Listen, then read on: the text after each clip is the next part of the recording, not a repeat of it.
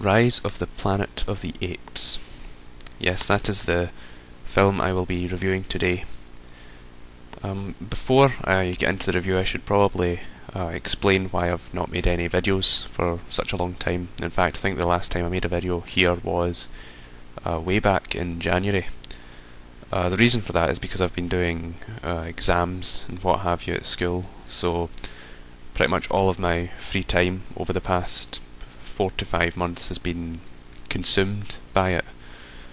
But I'm back now. My last exam was yesterday, and I have lots of reviews planned, so I won't squander any more of your time. Let's begin. Rise of the Planet of the Apes. I should start by saying that I really enjoy the original Planet of the Apes, like the 1960s version with Charlton Heston. I think it's one of the best science fiction films ever made. It's one of the most intelligent, I would say. It's got a great plot, great pacing, a great lead character, and you suspend your disbelief throughout the whole film. And it's a really successful science fiction film in that it puts forward ideas, even though they are absurd. You follow them the whole way through, and you get invested in it. So I really enjoy it. There was about 4 to 5 sequels that followed after that in the 70s that were kind of mixed. Some of them were good, some of them were bad, none of them were exceptional. Then they had a remake in 2001 directed by Tim Burton, which I didn't actually think was horrendous, but I didn't think it was good either. So this film came out last year, 10 years after the last Planet of the Apes film came out. I saw it at the cinema, and my initial impression of it was good, but not great. I'll get into that. The film's plot is essentially the origin stories of the first Planet of the Apes film, whereby apes displace human beings as the most powerful life form on the planet. And the way that they do it, I think, is quite... It works. I think the plot to the film is good enough that you can suspend your disbelief during it and follow it.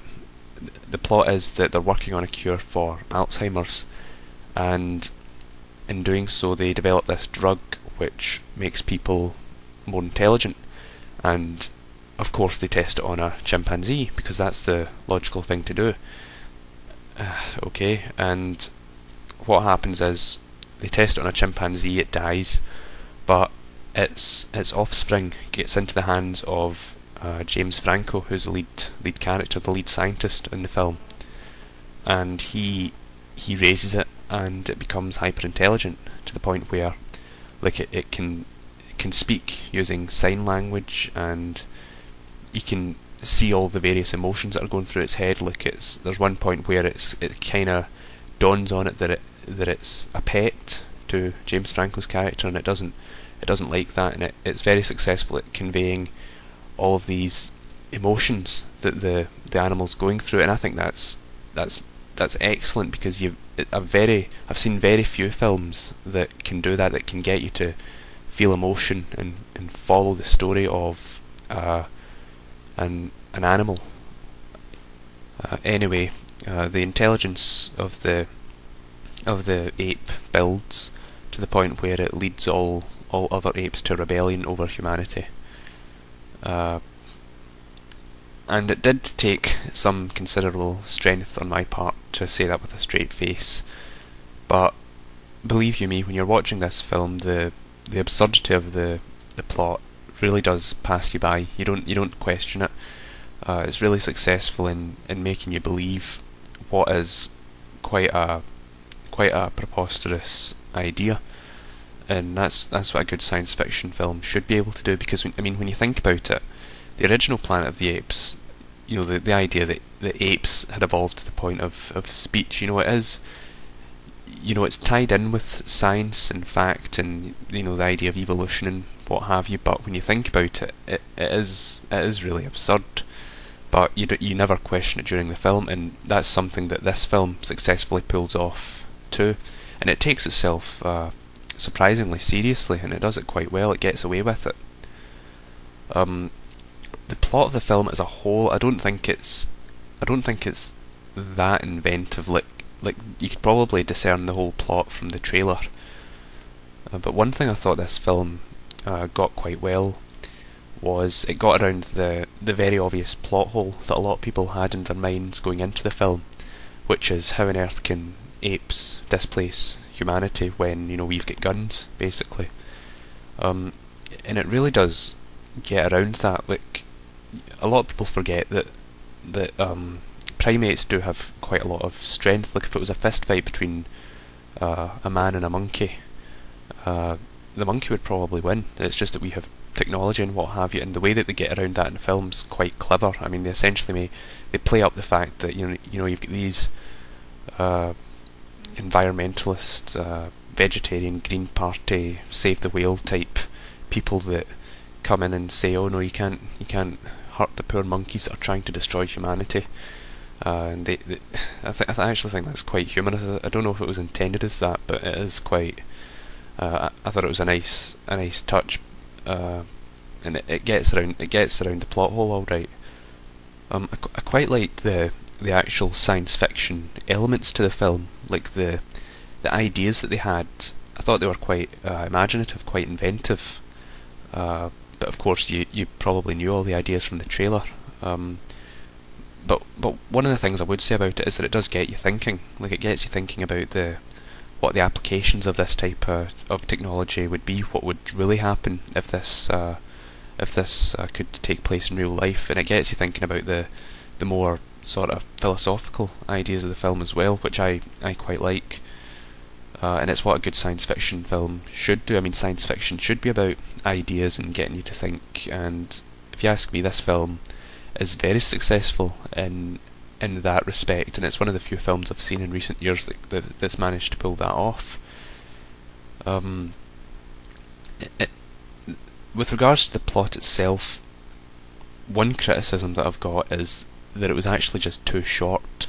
Like, the film runs in at just over an hour and a half, and I think they really did themselves an injustice by making it so short, because most science fiction films of this nature tend to be about the 2 hour to 2.5 hour mark. And I think with this film they really underestimated their skill in directing. Like, they probably were thinking, oh, we're just making another science fiction popcorn blockbuster film people will want to be getting out as soon as possible.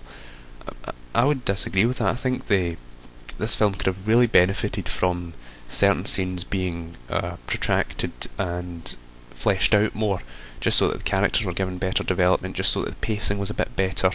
Because, I mean, by the end of the film, it almost feels as if you're getting plot points thrown at you frenetically. Like, it doesn't stop. And I think sometimes you just need a film to stop and breathe. Like, I mean, I know some people do like their films to be, you know, fast paced and getting to the point really quickly, but I like my films to take their time. Like, especially if it's science fiction. I mean, action scenes are okay, but I think you really need time to breathe in films like this, especially where they're trying to develop characters, because in this film, with the exception of Caesar the ape himself, the characters were really not developed at all. The acting was stoic at best. I mean, there was one moment towards the end of the film that I thought was just weird. Like, you've got James Franco, who's the lead human character, and you've got his love interest, and there's this moment at the end of the film where it's supposed to be like a tender moment between them. Like, this is the culmination of all their love story so far. The women had about 8 lines in the film so far, and you're expected to feel something for these two people saying goodbye to each other, and it's kind of like, you know, we've not seen these characters developed at all. Why are we expected to care? And I do think it's a real problem when a film just does not develop its characters in any respect, because it takes away all of the tension. And I do get that he's not the main character. Like, the ape is supposed to be the main character, and they build him up successfully, and they actually build him up very successfully, because it's a difficult thing to do with something that isn't a human being, that can't really show emotion. But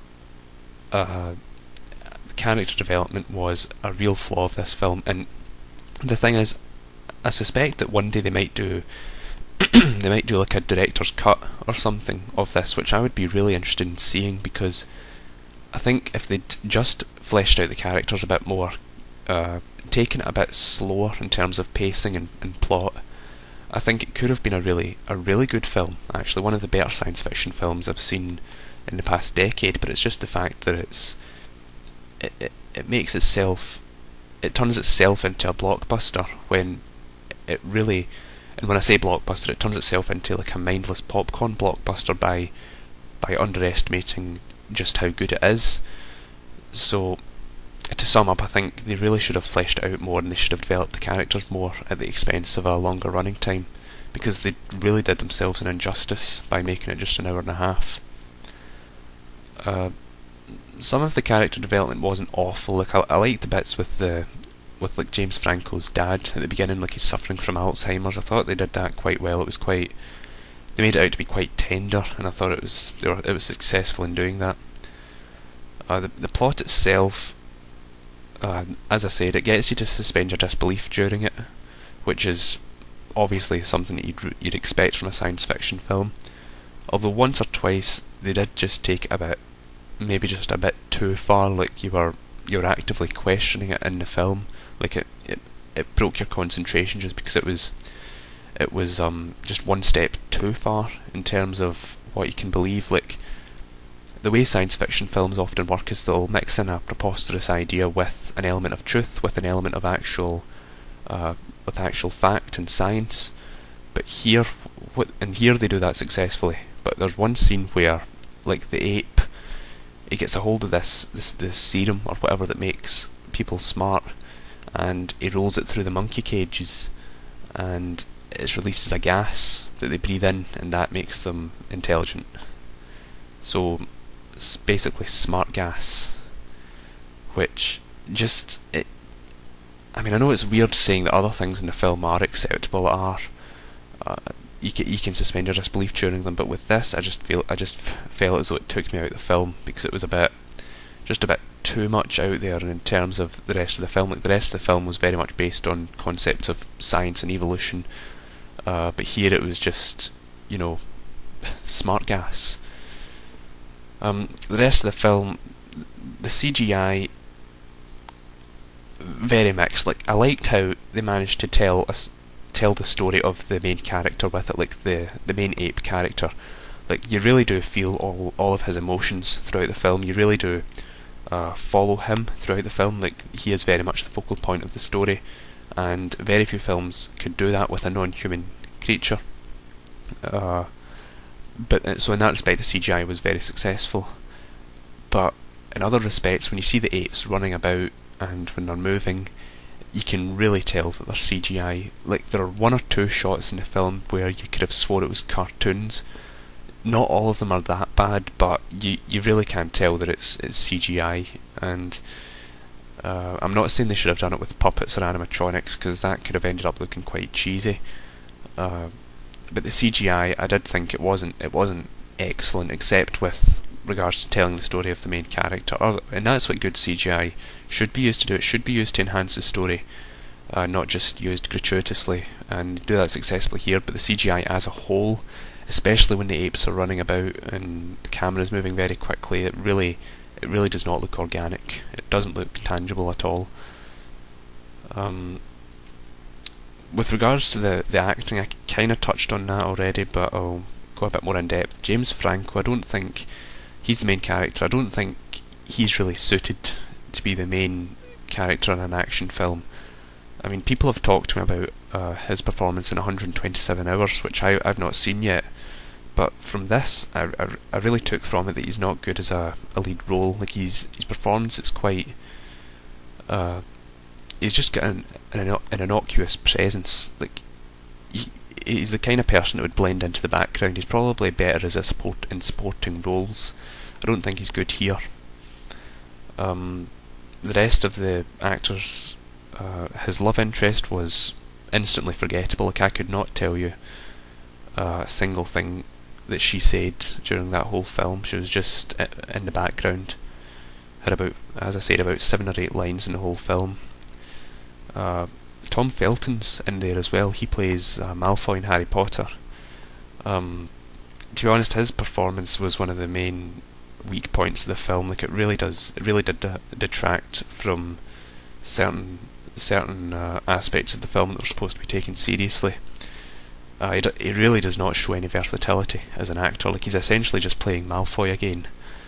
I mean, I remember hearing a joke that he turned up to the set wearing the Harry Potter robes, which probably has an element of truth to it, because his performance just does not show any versatility whatsoever. He does a horrendously failed attempt at an American accent.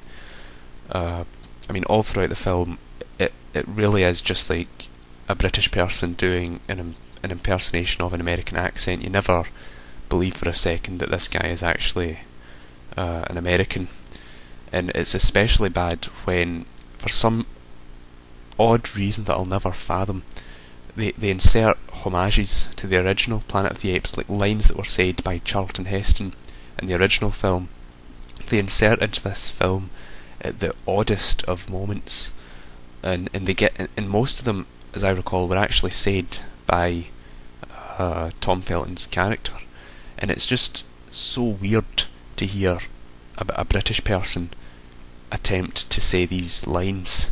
It's almost humorous. Like, there's one scene where he actually says, "Take your stinking paws off me, you damn dirty ape," and there were laughs in the cinema that I was at, because it's just so awkward and out of place and badly timed, because this scene actually takes place immediately before what is meant to be the turning point of the film. Like, something happens, I'm not going to betray what it is, but something happens that really is supposed to be this major event in the film. Like, it takes you off guard, and had it been said at had it took place at any other point in the film, it would have had real levity. But the fact that it comes after, this awkward, weird, out of place homage to the original, it lessens its effect. And there's another scene where he says "It's a madhouse," which is of course a line from the original film. And okay, it's not quite as bad as the "Take your stinking paws off me," but it's still just strange. Yeah, so the homages, some of them were okay. Like, towards the end of the film, you see news clips in the background of the astronaut crew from the first film going off and then apparently going missing. But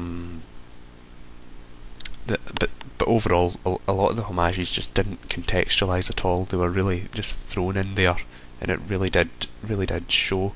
Like, I would rather it tried to be its own film rather than just constant homages to the original, because that's all they exist to do, to remind you that there is a better film out there, which is to do with this subject matter. I really don't have anything left to say about the film. I think I've covered all my points. Overall, I would say definitely see it. Like, if you're interested in sci-fi, if you like blockbusters, action films, you will enjoy it.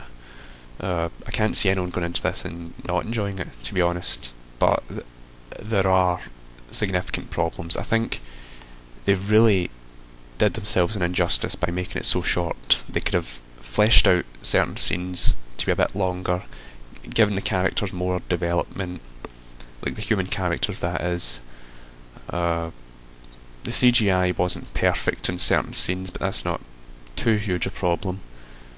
But overall, I did like a lot of aspects of the film. I liked the way the plot unfolded. I liked the way they used special effects to convey all the emotions and the story of this ape creature, and I liked the ideas of the film. Like, this good science fiction should have ideas. It should make you think, and this film pulls it off, and I liked it very much. But as I said, the film, whilst I did enjoy the film, it did have a lot of flaws, and because of that, I can't bring myself to give it any more than a 6 out of 10. So that's my rating, 6 out of 10. I would say see it To be honest, I mean, there's nobody I can think of besides people that just detest science fiction films that wouldn't like this. It's probably the best Planet of the Apes film since the original, but in all fairness, that's not really saying much. But okay, I'm not ending on a sour note. I would say see it. It's a flawed film, but a smarter experience than your average sci-fi blockbuster.